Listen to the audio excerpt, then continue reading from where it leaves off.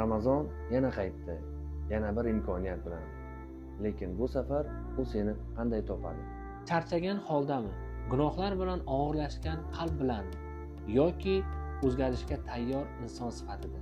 Ro'za och qolish emas, ro'za o'zing bilan kurash. Hech kim ko'rmayotganda ham to'g'ri qolish. Sen suv ichishing mumkin edi, hech kim bilmasdi, lekin sen ichmading.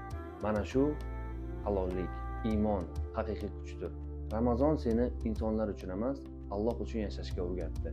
Iftor vaqti bir qultum suv ichganingda hech qachon bunchalik shukr qilmagansan.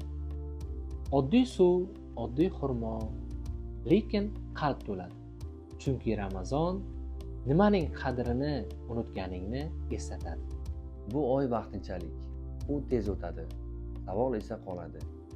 Ramazon seni o'zgartirdimi yoki sen o'sha qoldingmi?